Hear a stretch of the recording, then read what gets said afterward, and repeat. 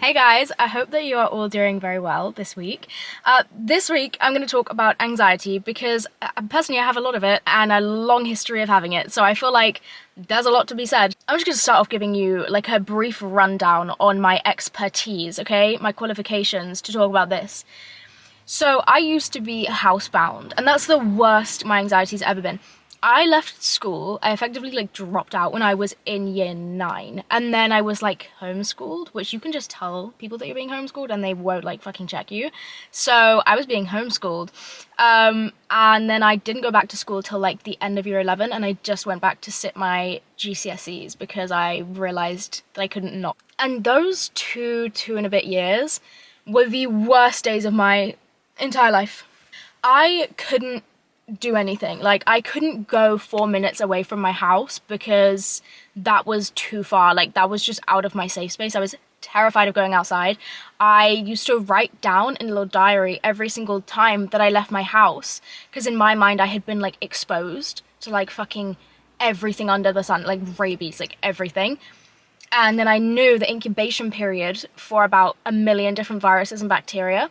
And then I wouldn't be able to leave my house again until all of those incubation periods had passed, so that I knew that I was safe. And then again, I would only go like a certain distance from my house. And I did that for like 2.5 years. I was fucking insane. So how did I get out of that? Well, let me tell you. I want to throw this in.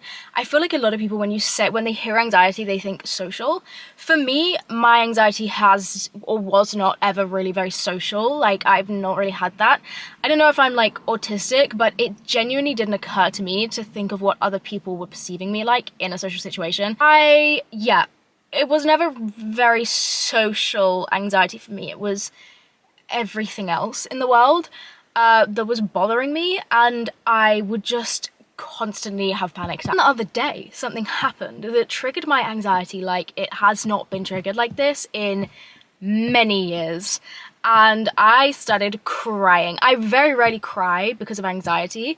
The only times I really cry because of anxiety is when I am so upset that I am so scared, because I'm like, I thought that I had come further than this. Do you know what I mean?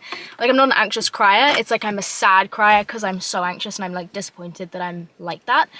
So I'm like in my room, I'm like freaking the fuck out over this thing. I'm like crying because I'm so upset. I'm not having a panic attack. I'm literally just like very, very anxious and very, very upset that I'm so anxious and I'm worrying, my head's in a mess. And then my friend calls me like during it, and I've never let this person see me like this before, and I don't talk about my anxiety to other people because I've had it for so fucking long that it is an innate part of my brain I don't even think to mention, even though it is probably one of the biggest parts of my life. Like, I probably spend like genuinely, I would say 60% of the thoughts in my day are about some kind of anxiety or like about something I'm worrying about. But I just don't think to tell people that's that part of my brain, because I almost don't even acknowledge the thoughts. Like, they're just in my head all the time and I'm just not even noticing that they're there. I'm noticing that they're there. I'm anxious physically, emotionally, mentally, spiritually. I'm anxious, but I'm just like just rolling with it. Like, I can't stop my life for every fucking scary thought I have. The only time I stop is when it proceeds to a panic attack, which luckily these days is not that often. But anyways, my friend calls me up during this little moment that I was having, and then they're like, are you okay? Like, what's going on? Like, explain what's happening. And so I started explaining, and I was kind of like laughing and crying at the same time, because like my friend had called me, and I wasn't having a panic attack. I wasn't like losing my mind. I was just like in a mess, and then I could acknowledge, because I wasn't having a panic attack, I could acknowledge that I was being a bit dramatic. So I'm like laughing, but I'm genuinely crying, like the sad kind of tears where it's like they're just rolling out your face and it's really relieving, you know, that kind of cry.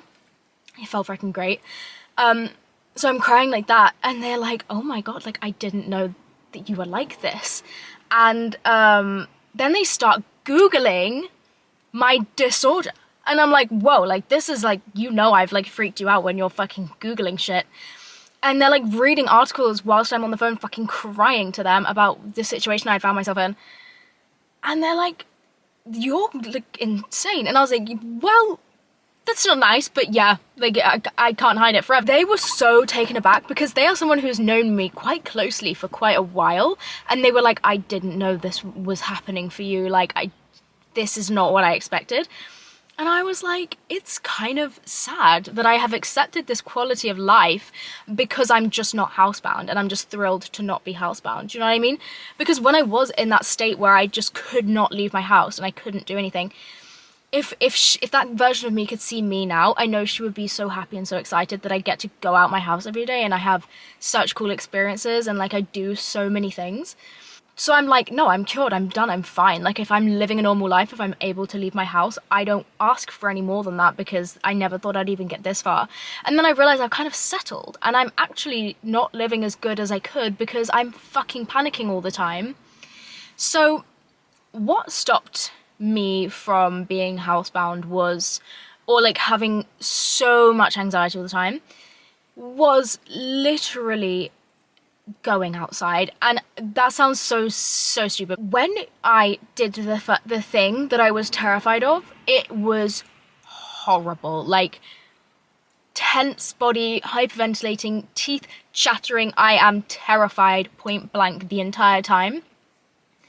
And then I just did it over and over and over again because basically what happened was I was going to fail out of secondary school. Like, I wasn't going to get my GCSEs. I wasn't even able to really sit them in the situation that I was in education-wise. So I had to enroll in a whole new secondary school and sit my exams there. And I had 5 months until my GCSEs, and I hadn't been educated since year 9, right? More than past like a very few classes that I'd taken online, I had not been in school. And I went to a school for like kids with anxiety and kids with various things going on that were emotional based. That was too much for them to be in a normal school, but it wasn't really educational. It was like it was cool. Like, all the staff were mentally health trained, and there was like a panic room, and it was a nice little environment. It was a very small environment for the kids with social anxiety. They kept it really small, but the education-wise, it wasn't very effective. We actually did online school like 3 days a week before the pandemic. We were so ahead of the trend. And then we'd go in like 2 days a week. But because my anxiety was so bad, whenever we would do online school, I would just mute the class and like panic in the corner of my room. Like, there was a point in time where even getting out of my bed and sitting in my desk chair would give me a panic attack. Like, I was not okay. So I would usually just mute the class, and then when we would go in, I would be too anxious to listen, so I wasn't really being taught much. Do you know what I mean? So it gets to the point, 5 months to my GCSEs, and I'm like, right, it's now or never, bitch, because realistically, if I don't do it now, I'm never gonna do it. So I applied to get back into the school. It's a whole thing. Eventually, they let me through. They let me into their school. Because they said to me, you can't come back because you're going to drag our grade average down because you haven't been educated for years. And I was like, suck my ass, let me in. My mum had to like appeal to the fucking council or something. Literally, it was insane. Because they were like, well, you're being educated at like the other school, the special school, so like stay there. And I was like, no, suck my ass, I want to come back. And then a bunch of stuff happened and they let me back. And it was terrifying. I was scared all the time. But because I had this thing to do it for, I made it through. And the more times that I left my house and didn't die, the less convinced I came that I was gonna die when I left. It turned out to be, I just needed to prove to myself, like, statistically, you're not actually gonna die if you leave your house, right? From that point on, I realized if I let myself fall behind and stop leaving my house, I was going to get irrational about it again and start to think, maybe it is scary leaving my house, maybe it is. And I'm the same with restaurants I eat at. The first time I eat at a restaurant, even if it's like fucking Nobu, I'm like, I'm gonna die, this food's gonna kill me, I'm gonna die, someone's poisoned me and I'm gonna die. I literally will convince myself that there's arsenic in the food, like, genuinely. Or that I'm eating raw chicken and they've told me it's tuna. Like, I am insane, okay? The first time I eat that, that's what I'm gonna believe. Then when I don't die, inevitably, hopefully, the second time I eat that, I'm still gonna be anxious, because, like, I only have one other time to prove that statistically I didn't die one other time. Like, what's that? That's not much help. But the second time will be easier. And by the 50th time, I'm pretty comfortable at Nobu. I have only eaten at Nobu once, just to clarify, but I don't know why that came to my mind. I'm just saying, like, it could be a nice establishment. I have no reason to believe that I'm gonna die from eating their food, but I will believe it until I've eaten it enough times and not died enough times that I'm comfortable. For me, it kind of comes down to, like, constant practice. If I'm not always engaging with the world and seeing that it's not that bad and not that scary, I'm gonna become fearful of it again. Stopped being housebound when I was 15, and now I'm 22, and I still go back to that kind of fear. And lately, I don't know why, but I've just not been going out. Like, I've not had any engagements. Like, I haven't had to go out. Like, it's weird. At the start of the year, I was really busy. I was always like in London or doing something interesting. And just lately, like the last month or two, I have no fucking business anywhere. I don't know what's going on. Like, my friends are off at uni, so I'm never with friends. I don't really have anything to do, like, work-wise, because, like, basically I'm unemployed. Like, I don't go out most of the time. And I've noticed that I'm getting anxious about going out again. And, like, it's so disappointing to me. And I had a thought that I haven't had in years this morning. And it was like, because I had to go to London this morning. I just got back. And it was like, wait, where have I been the last 3 days? What's, like, the incubation period of viruses? Am I safe to go out? Because what have I done the last 3 days? Could I come down with something while I'm out? Or, like, die while I'm out? I haven't had that thought in years. And I was like, what the hell? The most important thing for me when it came to anxiety and, like, getting back on track with it was finding the right therapist. I found a therapist when I was 14, and I remember sitting in her office for the first time, and I was, like, very embarrassed to need therapy when I was a teenager. Social media wasn't the same, and therapy was definitely not normalized in the same way it is now, or, like, talked about in the same way. Like, the only impressions I had of therapy was things that I had, like, heard at school, which is, like, never gonna be fucking good. It's like when you're 13, it's not gonna be like, oh yeah, therapy's so healthy, like, normal people go to therapy and, like, you should go to therapy. Like, it definitely wasn't the vibe that I was getting. So I thought that I was, like, weird and embarrassing for having to go, and, like, my mum would force me to go and I hated it.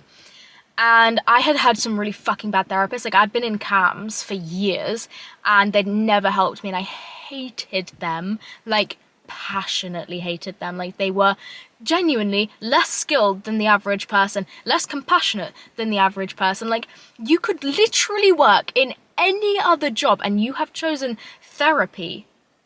Why? Like, you are actually actively hateful towards people, and yet you've chosen the one job that requires you to not be that. Work somewhere. Like, buddy, get another job. I know they're not even fucking paying you well. Why are CAMS workers evil people? Like, they're, like, if you put, I am not trained in mental health, but if you at least just put me in a room with a child that's not doing well, I'd at least say something fucking nice to them. What is wrong with CAMS workers, genuinely? I found the right therapist, basically. I credit her for getting me back into education. Like, without her, I wouldn't have my GCSEs, I wouldn't have gone to uni, I wouldn't be where I am today. Like, I don't know what would have come of me if I hadn't met her. And it's so crazy because my mum met her in a home base parking lot, because my mum talks to everybody she sees. She's one of those. And she was in the home base car park fucking chatting away to this woman, never met her in her life. And then the woman is like, oh yeah, like, I'm a therapist, blah, blah. My mum was like, oh, do you deal with kids that think the world is gonna murder them? And she was like, yeah, actually, I do. I fixed loads of people that sound like your daughter before. And she was like, solid, I'm sending her to you. Sent her to me, and she sorted me right out. She got me back into school. She did everything. And, well, it was a joint effort, I'd like to think. But I liked her a lot. She, unfortunately, did let me get creds to her for the other good stuff she did, because she did save me in a lot of ways. And I don't really care about the other stuff because I wouldn't fucking listen to her anyway. So a lot of the times that I would be anxious, or, like, when I would start to panic at school or in, like, any social setting, was when I didn't think I could leave, or I felt trapped, which in a classroom is pretty much your position. Like, it's kind of orcs to leave a classroom to stand up and go out. I know some people are really comfortable with that. I wasn't, because I was kind of like a quiet person at school. Couldn't get away with just walking out and leaving. Like, I would have been called weird and poked fun at, you know what I mean? And I wouldn't have been able to be like, no, fuck off. Like, I would have just cried. So I always felt really trapped in classrooms, at school, And especially at school, because like even if you leave your classroom, then what are you going to do? Like, are you going to walk the halls? Are you going to go to the toilet? Are you going to go to the medical office? Are you going to try and escape? Like, what the fuck are you going to do? And this woman sat me down and she was like, okay, if it's the difference between you not going to school and you going to school is you being able to leave school on your accord, then I want you to give yourself permission to just illegally leave, or whatever. It's not, probably not illegal, but like, just, you don't have to ask permission. There was this one route in my school where they've closed it off now. I drive by there sometimes. There used to be this big gate and they would leave it open during the day for like delivery trucks. And if you walked the back way, you could just get out and you could honestly slip, like no one would fucking see you leave. I used to do it all the time. And so she was like, we like figured out the route and she was like, okay, I want you to know that I give you permission as your adult therapist. I give you permission. You give yourself permission. Your mum's going to give you permission. And if anyone has a fucking problem with it, they can talk to her or they can talk to me or whatever. Like, we'll sort it for you. If you're anxious and it's really bad, you can leave and you can walk out the school. You can go the fuck home, get a bus, call your mum, pick you up. Like, you can leave. You don't have to ask anyone's permission. It'll take you 2 minutes to get out the building, right? And then you're free. And just knowing that I was able to leave made me not want to leave. I no longer needed to. It's literally like claustrophobia. Like, you're not going to feel claustrophobic if you're not stuck in a small space. So I stopped making myself be stuck, gave myself permission to always be able to leave, took a bit of control back, and I was fine after that. Not fine, but I was much better. I honestly think, like, just advocating for yourself, like, you don't need to be uncomfortable. Like, if you're not okay in a situation, give yourself permission to leave. And I remember the hardest thing I ever did, okay, now I wouldn't need to do this, but back when I was still really, really bad, my dad had a wedding when I was 16. And this was during the time that I was learning that I had to be able to leave a situation in order to be okay in the situation. So he asked me to be his bridesmaid, and I was like, of course, but I realized that was going to mean I'd have to stand at the fucking front of the altar for like, I don't know, like 20 minutes while the thing happened and be in the room for however long. And you really can't leave that. Do you know what I mean? Like, that is bad. And I knew that I would do anything. Like, I can handle a panic attack very well. I can disguise it incredibly concerningly well. Like, I can be almost paralyzed with fear and not flinch in a social situation. So I wasn't so worried, but I knew I needed to communicate with him in a way to say, look, I might need to leave and you need to be okay with that. And my dad is gonna be one of those people that's like, what the fuck, just don't. Like, just don't leave during my wedding. And I still, at 16, pulled my balls out my ass, threw them in his face, I don't know where I got the courage, and said, I might need to leave.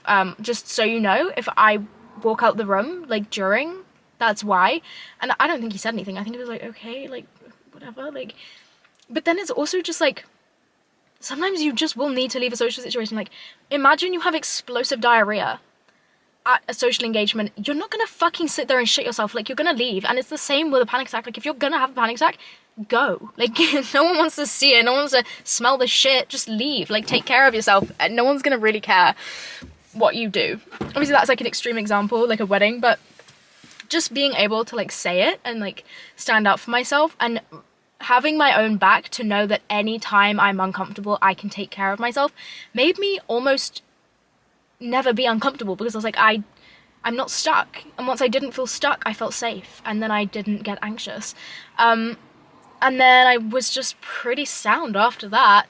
Panic attacks for me are crazy. They can really range, and sometimes I'm embarrassed. I am okay to talk about it right now because I'm by myself and I'm not currently comprehending the amount of people that are going to see this video and genuinely listen to it. So I'm going to be very honest right now. I can't even tell my therapist this. Like, this is stuff that doesn't get told. But when I have a panic attack, like a bad one, like the worst ones that I have. So, okay, just to like grasp how bad they can get.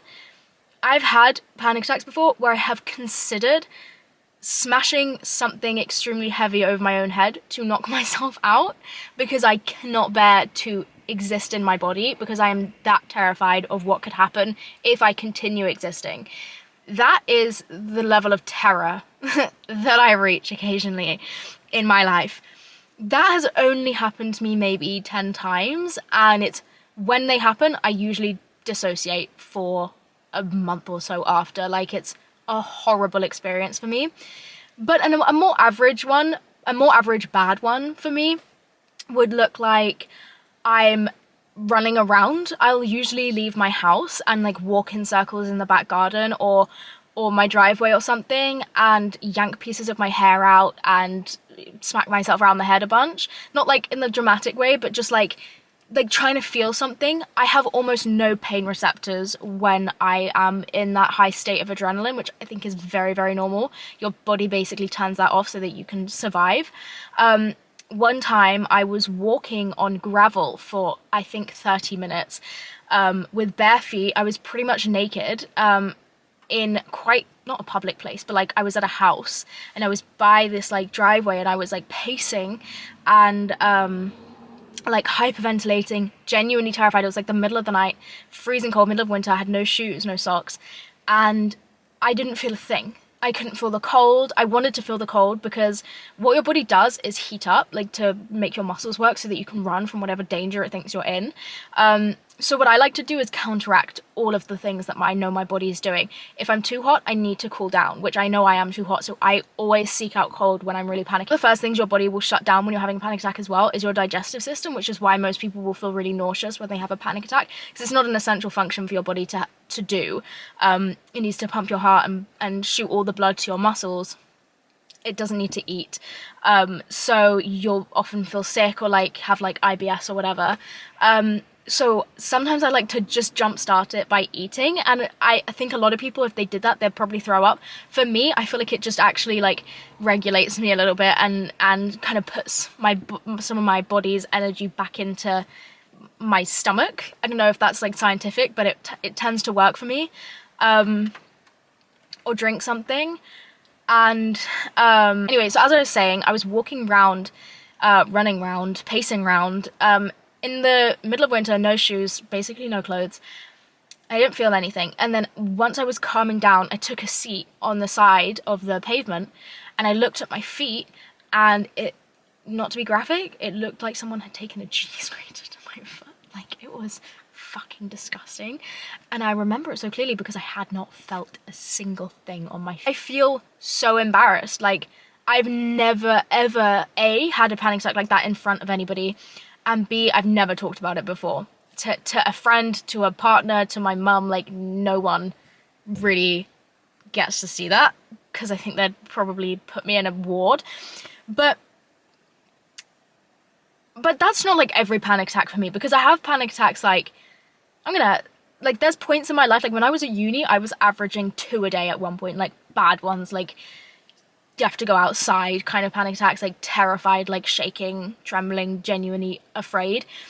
But now, like, when I'm not that stressed over anything and I'm kind of just living my life, I'd say maybe one a month, where it's like I could class it as a panic attack. I get like anxiety attacks like every fucking day, and I just don't even care about them because I'm like uncomfortable, I feel a bit sick, my body is definitely tense, I'm not thinking about anything except the fact that I am anxious. But I don't need to get up from where I'm sitting, or I don't need to, I can just endure it, and it's unpleasant, but I can also function, like I can just go on my phone, or I don't know, like if I'm having to go somewhere or do something, I can get to where I need to go and I can do what I need to do. It's just violently unpleasant, but it's not the end of the world. And I'm very used to those kinds of things, so I just get on with them, because if I stopped every time I had a fucking anxiety attack, I would never get anywhere. That's what I think is unfair. Like, I've just kind of let myself succumb to that quality of life, and I don't even think about it until right now, because that phone call I had with my friend the other day, when they were like, I just didn't know this was part of your life. And I'm like, oh shit, yeah, like, I didn't even realize this was part of... And the fact that other people don't experience that all the time would free up so much spare time for activities and thoughts. So I'm thinking, how much am I actually missing out on by having so much anxiety? Because I just think of it like it's fine. But if I didn't have it, what would I fill my time with? I'd probably quite good things and nice thoughts and pleasantness and maybe I'd have time to pick up a fucking hobby, I don't know. Like, it must be nice to not always be like that. But I've never not been like that, so I just don't even think about it. It's such a part of who I am, and I wish it wasn't, but it is. And because just recently it's got worse again for the first time in a very long time. Like, it ebbs and flows all the time. I pick up little new quirks where I'm suddenly more nervous about this thing, or I'm suddenly thinking in this way. But just recently, like this past month, it's been too close to the way I used to be. Thinking about things in the way that I used to think about things. And so I've kind of been like, oh, I need to get back on top of this. This isn't okay. And I have too much going for me. I have too much to fucking live for to ever say no to something because of my anxiety again. I can't let myself get to that point. So I've been in therapy for fucking ages. I love my therapist, but he is valuable to me. Like, I talk to him about other things that are wrong with me, like my attachment style and my fucking, like, everything. Like, we talk about things that I find far more interesting than my panic attacks, because I'm so bored of the fucking subject. I've talked about it for years with like 20 different therapists. I think about it all the time. Like, I'm bored. I feel like I've sussed it out and I'm just can't get better, but I understand where it's coming from and I understand why I am this way. I just can't fix it. So I'm bored of talking about it with therapists. But last week I brought it up with him. So I started talking to him about it, and now we're going to work on it, I hope. But he also, I feel like I've neglected the part of anxiety that is physical, because I feel like it's just easy to be like, well, it's like a mental thing. But nothing, like, I get so confused at this whole mental thing. Your brain is a fucking organ. Why have we decided that mental things are like, ooh, like, it's not real? It's an organ. It emits chemicals and it has pathways and shit. It's a physical thing, and it's the coolest physical thing because you don't even need surgery to change it. You can go in yourself and rewire it. Like, that is insane. It's so cool. So why are we just so quick to just like discount mental problems and like mental health issues as like as something that you have to fix through thinking and talking? Like, yeah, that's obviously good and you should do, but like, if you start, like, I feel like I'm opening my eyes to the wonders of the nervous system and seeing how much that is affecting me and how anxious I am and why I'm having like body reactions to my thoughts. Why am I in anxiety? Why am I in panic? Why am I being so like dysregulated all the fucking time? It's a physical thing. Like, it's a physical manifestation, which is the easiest part to change, surely. So I feel like it's a mixture of understanding yourself in such a whole and complete way, because for me personally, like, therapists before my current one were always like, what happened directly with bacteria and viruses that made you so scared of them? Did you have a bad experience? Did your parents have a fear of it? Like, what, there's like a direct path. Whereas my guy now, he's more like, look at everything about yourself and figure out why this happened to you and not someone else, because a lot of people have bad experiences and not everyone turns out the way you do. Like, not everyone holds on to them, not everyone becomes housebound. Like, something that's, it's you, it's not the experience, it's you and the experience put together. And he's kind of helping me look at like my body and the role that it plays. But I know my nervous system is fucking dysregulated. I know it is. And I have a lot of learning to do, but I'm kind of excited because it's refreshing, because I felt like I'd hit the end of the road. I was like, but I understand everything there is to understand about how I got here physically. Like, I know my life story. I know why I might have developed fears that I've got. I get it. I have memories that give me good reason to believe that that's why I am the way I am, but it doesn't make sense. Like, there's a big piece of the puzzle that's missing, because a lot of people have those experiences and don't turn out the way I turned out. Don't become housebound, do you know what I mean? Don't still have crippling anxiety at 22 over maybe a bad experience that happened to them when they were 5. Like, something's not adding up. So I'm excited because he's kind of opened up this new realm of like, well, we can look at this.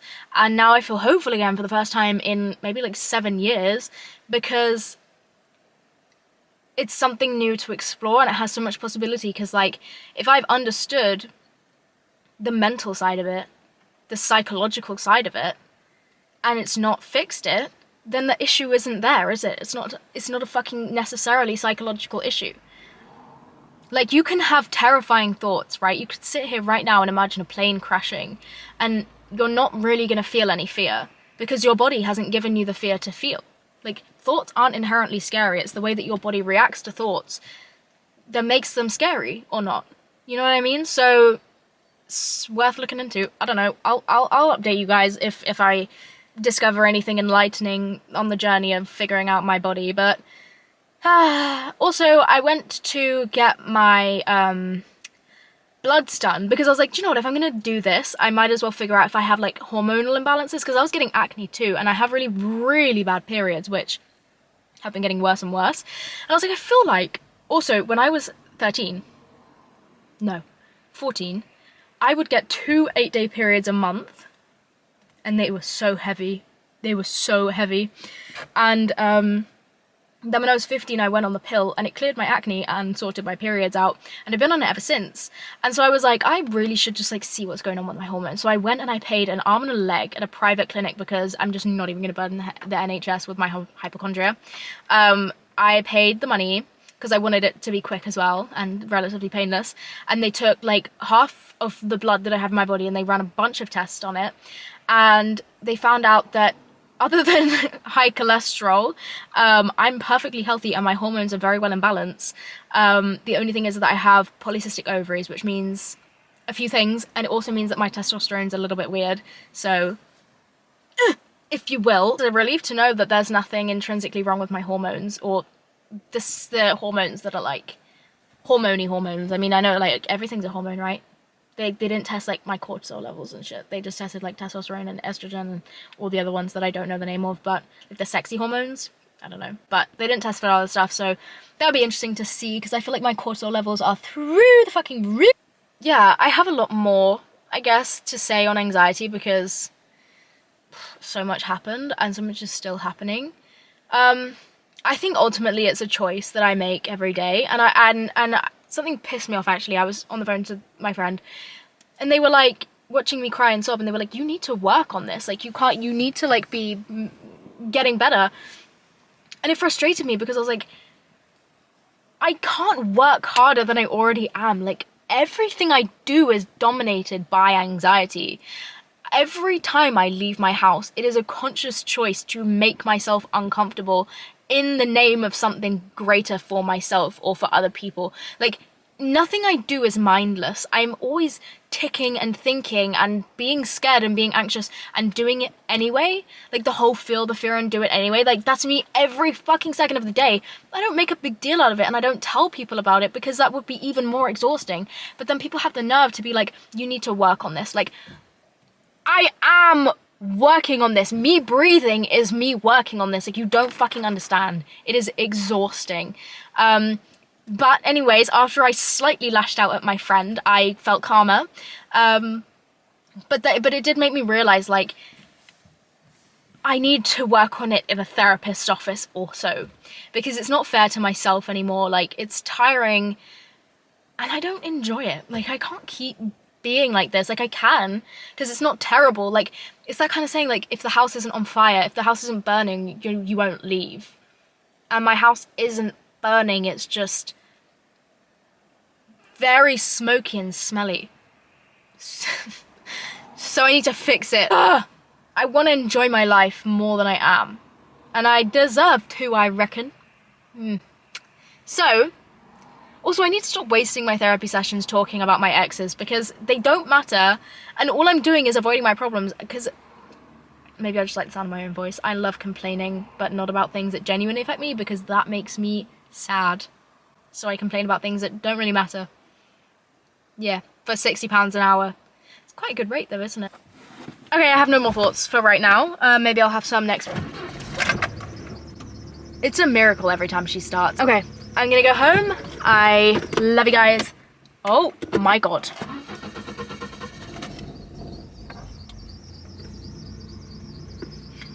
We spoke too soon. Wait.